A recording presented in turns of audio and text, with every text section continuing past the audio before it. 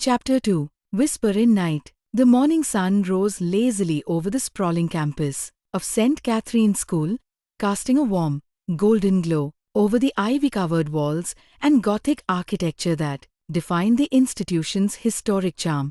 Natasha, Sikha, and Roshni, three bright-eyed 10th class students, navigated their morning routines with a mix of excitement and nerves, each meticulously adjusting their crisp school uniforms adorned with the school's emblematic blazer, a symbol of pride and belonging within the hallowed halls. Natasha's uniform, impeccably pressed, consisted of a navy blue blazer with the school crest embroidered in gold thread on the breast pocket.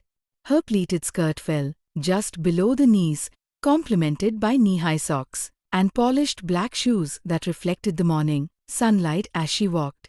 Her curly hair, rebellious despite her efforts to tame it, added a touch of individuality to her otherwise neat appearance. Sikha, with her hair neatly braided into twin loops, wore the uniform with a sense of quiet elegance.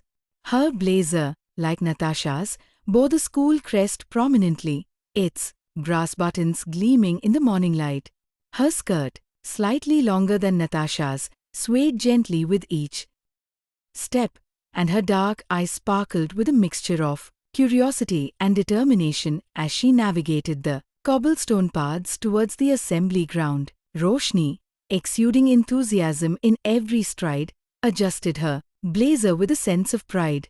Her uniform, like her companions, was a testament to St. Catherine's tradition and discipline.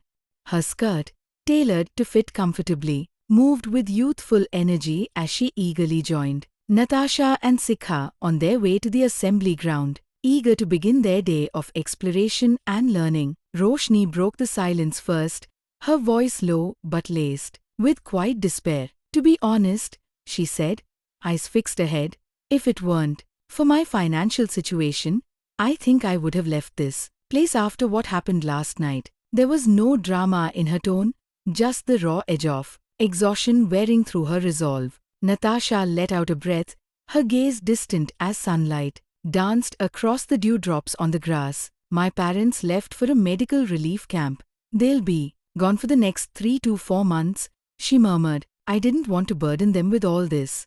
That's why I've kept it to myself." Her words hung in the air like a weight shared between them, unseen, but deeply felt. Sikha, ever the quiet observer, finally spoke, her voice steady, almost too calm. "My situation's not much different from yours, Roshni."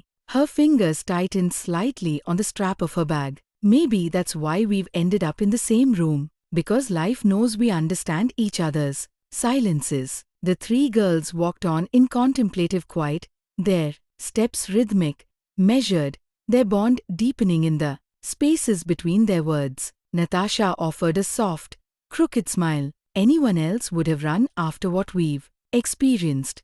But we're still here." Roshni's lips curved faintly, but her eyes held shadows. "Room 13 never felt like a coincidence. It feels like it chose us, or maybe warned us." And as the bronze bell tolled in the distance, echoing across the ancient grounds of St. Catherine's, the girls stepped into the assembly ground, not just as students, but as silent survivors of something they couldn't yet name. But they knew one thing for certain: they had each other, and that, for now, was enough. Gathering at the assembly ground with their fellow students, the girls stood in perfect rows under the clear morning sky. A hush settled over the courtyard, broken only by the solemn echoes of the school prayer as it drifted through the air like incense. Principal Mrs. Josephine stood tall on the raised platform, her salt and pepper bun pulled tight, her crisp sari mirroring her no-nonsense presence. After the prayer concluded, she stepped forward to the microphone with quiet grace, her voice calm but resolute. "Good morning, students of St. Catherine's." Her eyes scanned the young faces before her. "Today marks the beginning of a new chapter in your academic journey. As you embark on this path of learning and growth, I encourage you to embrace every opportunity that comes your way." She paused, just enough for the weight of her next words to settle across the assembly like the first drop-off. Rain on a parched field. I'm aware that an incident last night in the girls' hostel caused some concern. Her tone softened, though it carried authority still. I want to assure each and every one of you that the matter has been thoroughly investigated.